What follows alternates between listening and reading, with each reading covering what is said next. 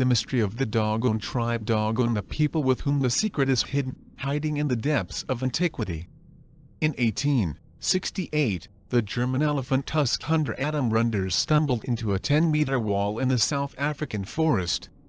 Walking along the wall, Renders hoped to find an entrance, as he expected people to be here. However, to his surprise, he found that he had returned to the point from which he had started, having made a circle. 3 years later, Adam Renders led the German geologist Karl Mach to the ruins of the found structure. Mach put forward the theory that Zimbabwe was once located in the mythical country Ofir, in which King Solomon mined gold and precious stones. It was just one of the many versions with which they tried to explain the mystery of Zimbabwe.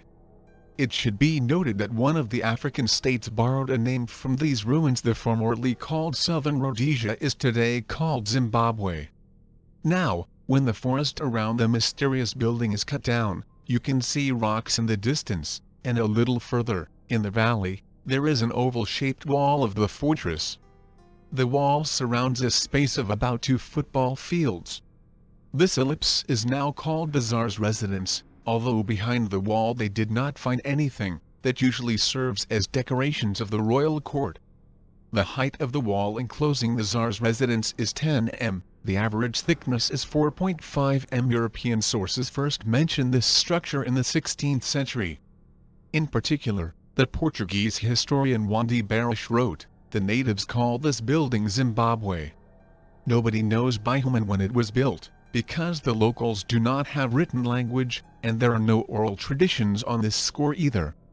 True, they claim that Zimbabwe was built by the devil, because it allegedly has such properties in the language of the people of Shona. Zimbabwe means revered home, which suggests a possible connection of this object with religion. In addition, the ruins of Zimbabwe are not the only ones. In Mozambique, around the town of Nova Sofala, ruins of the order of hundreds of such structures were found, smaller in size but similar in shape. But this does not solve the problem. Inside the large oval are smaller ovals, then a circle of small walls, and finally a wall running parallel to the main wall. Between the two walls lies a narrow passage. It was assumed that the tower played the role of observant. However, this version was wrong. It was believed that the building is a fortress. English archaeologist Gertrude Catton Thompson, who excavated the site in 1929, suggested that there is a tomb under the tower. However, this assumption is also not justified. The question of the appointment of the tower so far remains open. The Dogon are believed to be of Egyptian descent, and their astronomical lore goes back thousands of years to 3200 before Christ. For centuries the Dogon successfully managed to remain isolated from neighboring influences as well as from capture by Islamic slave traders. Their cultural, oral and written history stayed miraculously intact. What they kept hidden from the rest of the world is quite amazing. According to one of their oldest legends, a race called the Nemos visited the Earth from the star Sirius many millennia ago. The Dogon learned from the Nemos that there was a companion star Sirius B orbiting the Sirius star, the brightest star in the sky near the constellation Orion, where the Nemos came from. They landed on Earth in an ark that made a spinning descent to the ground with great noise and wind.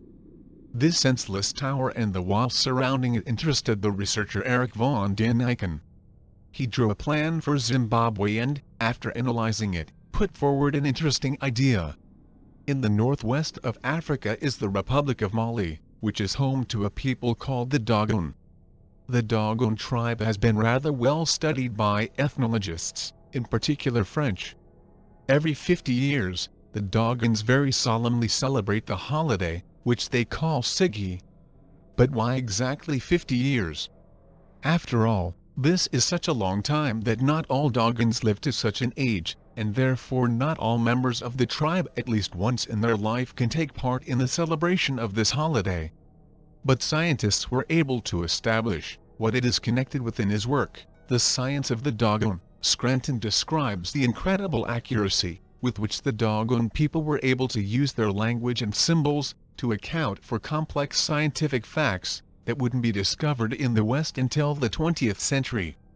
Yet, mainstream scholars, who reject the notion of this kind of advanced understanding of Sirius by a tribe deemed primitive, proclaim that the Dogon Sirius mystery is nothing more than a 1965 hoax put on by two French anthropologists Grisel and Dieterlen.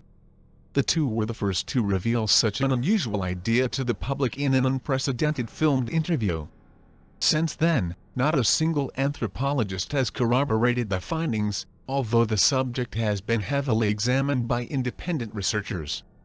But Laird is quick to point out that there are many more mysteries surrounding the knowledge of the Dogon priest Dogon that can't be chalked up to a single interview.